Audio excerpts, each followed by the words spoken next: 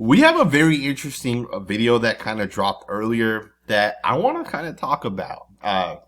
Jackson Powers Johnson, one of the Raiders' best players, arguably one of the best centers in the NFL, was asked about some of the rookie players that have stood out to him besides ashton, jeanty, and he had some interesting words to say for both Raiders rookie wide receivers. But the guy that he first and foremost said was Dont'e Thornton before talking about Jack Bech. I want you guys to listen in to what Jackson Powers Johnson basically said when he was asked about which guys have stood out.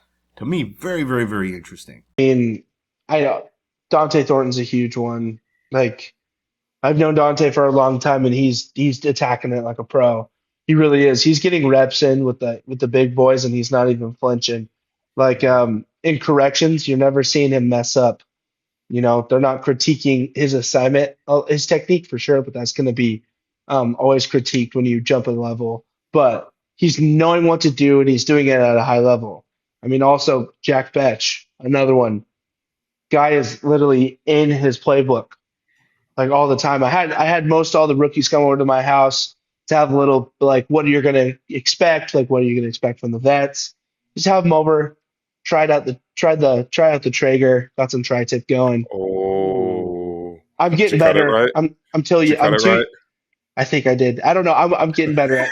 That's another work in progress. That's another work in progress. But I have all these rookies over. They're smacking food. We're chilling at the pool, and I think we get close to 7:30, and Jack's like, "Hey, bro, I gotta go. I gotta get my playbook."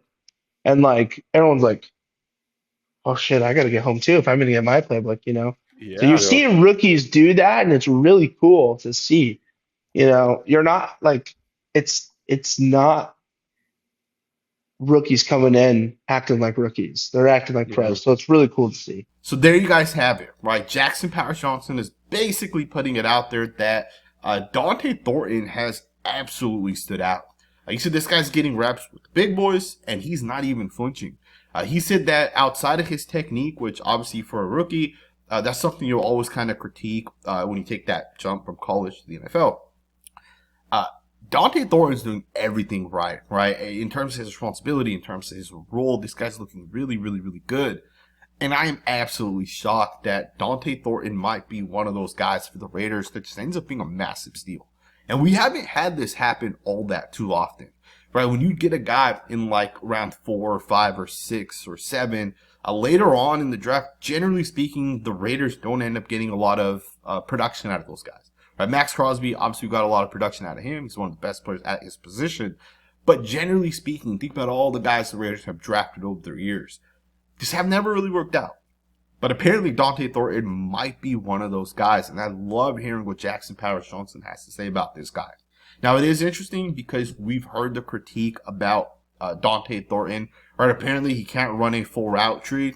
Some people have pointed to the fact that at Oregon, he was asked to run an entire route tree. And you should probably go check his tape out at Oregon.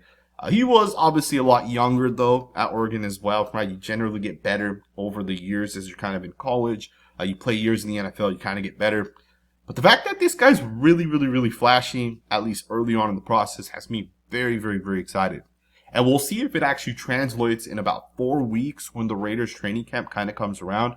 We'll see if this actually translates to that. But I absolutely love hearing things about Dont'e Thornton. I think he's going to end up being the Raiders' best wide receiver, at least based on some of the reports. But we'll see when the tape kind of comes out.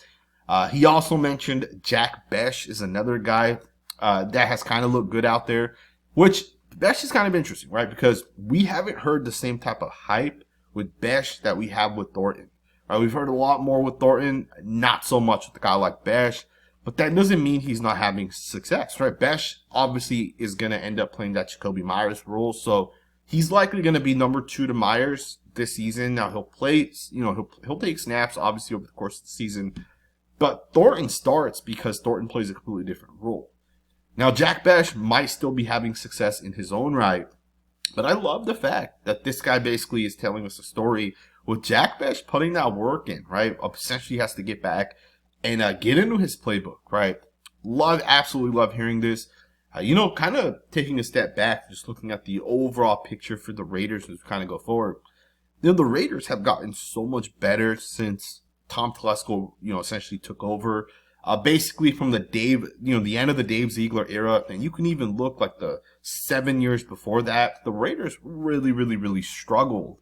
And a big part of that was because of the people you ultimately put in charge. John Gruden, although he's a really good offensive-minded coach, he's not very good when it comes to drafting. Mike Mayock, right, struggled. Now, I don't know if Mike Mayock or John Gruden were more to blame, but those guys wasted so many first-round picks for the Raiders. They took so many bad players, right, like Alex Leatherwood, for example, over Christian Darrisaw, drafting guys like Damon Arnette. The Raiders obviously wasted a lot of picks, and even under Josh McDaniels and Dave Ziegler, these guys had the opportunity to draft Jalen Carter, Darnell Wright, two of the best players at their positions.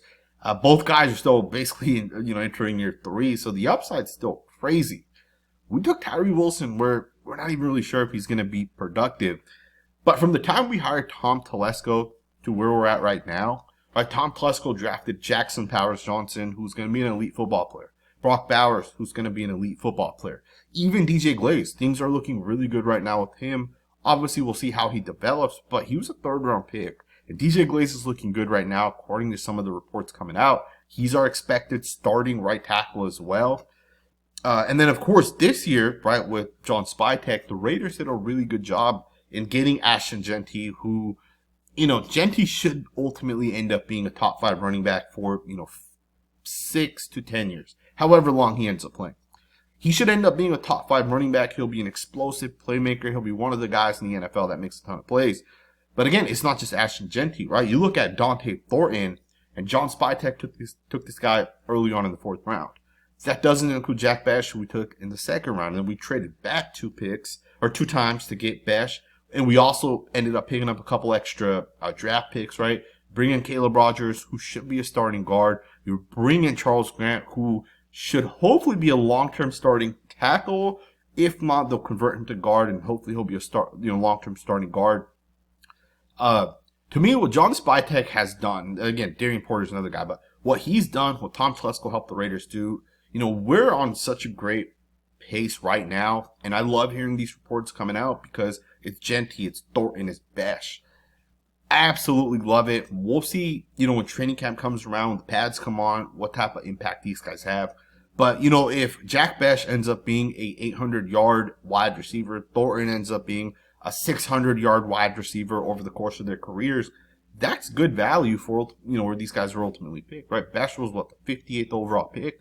He wasn't a top 10 pick, right? He's not expected to go out there and put up 1,500 yards every single season the way you might with Jamar Chase or Malik Neighbors, right? Either way, I'm really, really excited where the Raiders are kind of at this point. Love hearing this about from Jackson Powers-Johnson. I have 2 other updates that I want to kind of give you guys. Both updates kind of suck if you're the Raiders. The first one is basically the Baltimore Ravens, who have signed former Packer cornerback Jaire Alexander. This is a guy that was tied to the Las Vegas Raiders, right? Multiple people have kind of talked about how, the Packers are moving off of this guy. The Raiders should have brought him in. And I would have loved for the Raiders to bring him in, even if he's not a top 5 corner today. Even if he's like a top 15 corner, that could easily be the Raiders' best cornerback. I know he might not be a perfect fit for the scheme and system, but, a talented player is a talented player. The Baltimore Ravens already have one of the best secondaries in the NFL, and they're adding now another corner that could be an elite player still, at that position. The rich are essentially getting richer, and his contracts, I think, will be guaranteed for about $4 million. And I think it's potentially up to 6. Would have loved for the Raiders to be able to bring in a guy like Alexander, but I think at this point, he probably went out there and picked where he wanted to go. But I still think the Raiders need to potentially go out there and look at some other options. I believe Stephon Gilmore is still out there. Last year, Gilmore, I think he signed with the Cowboys. And I think it was late in the process when he signed. He may have signed with a different team, maybe the Cowboys or 2 years ago. But he essentially waited until training camp was, essentially coming up, or, maybe it started already. And then he ultimately went out there and signed with the roster. But Gilmore's a guy that I think at this point in his career could be a really, really, really good fit for the Raiders, especially the cover 3 scheme, right? The Raiders need corners that are taller, a little bit longer, guys that might be more at this point on the zone side of things as opposed to man-to-man. I think Gilmore's a guy the Raiders can definitely target. There's a couple other guys they could potentially bring in. But I still think the Raiders got to do everything they can to ultimately get better. Now, Pete Carroll also kind of said the same thing the other day in his presser, right? He basically implied that the Raiders were not done making moves. They'd ultimately, he basically said that the final, the worst player on this roster will continuously get replaced, right? They're always going to look to get better. They're always going to look to add players, fix some of their weaknesses and those type of things. Jaire Alexander has signed with the Ravens. Kind of sucks for the Raiders. This next one doesn't necessarily suck for the Raiders now. It's, to me, it's a great story. Hopefully, Damon Arnette ends up making it work.